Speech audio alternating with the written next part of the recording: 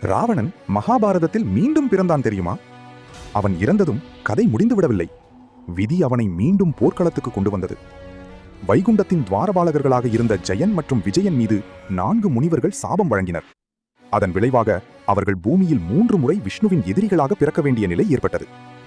முதல் பிறவியில் சத்தியயுகத்தில் அவர்கள் இரண்யகசிப்பு மற்றும் இரண்யாக்ஷராக பிறந்தனர். இரண்டாவது பிறவியில் திரேதாயுகத்தில் அவர்கள் ராவணன் மற்றும் கும்பகர்ணனாக அவதரித்தனர்.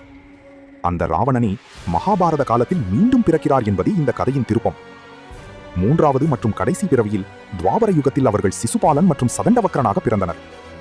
சேதி நாட்டின் மன்னன் தமகோஷரும் கிருஷ்ணரின் அத்தை சுததேவியும் பெற்ற மகனாக சிசுபாலன் பிறந்தான். அவன் பிறந்தபோதே 3 கண்களும் 4 கரங்களும் கொண்ட அசாதாரண உருவத்தில் இருந்தான்.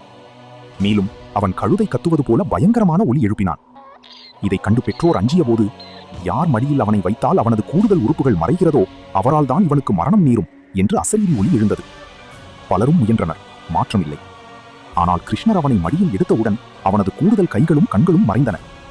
இதை கண்டு அதிர்ந்த தாய், என் மகனை கொல்ல வேண்டாம் என்று வேண்டினார். அதற்கு கிருஷ்ணர், அவன் செய்யும் 100 தவறுகள் வரை மன்னிப்பேன் என்று வாக்குறுதி அளித்தார். ஆனால் வளர்ந்த சிசுபாலன் கிருஷ்ணரின் மீது கடும் பகை கொண்டான்.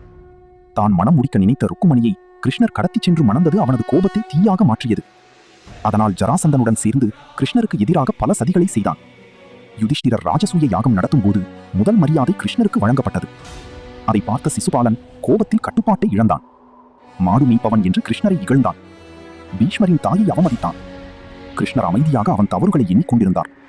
100 முடிந்து 101வது தவறாக அவன் பாஞ்சாலியை அவமதித்த தருணத்தில் கிருஷ்ணர் சுதர்சன சக்கரத்தை ஏவினார். ஒரே கணத்தில் சிசுபாலனின் தலை அருந்தது. அவனது ஆன்மா ஒளியாக கிருஷ்ணருடன் ஒன்றிணைந்தது.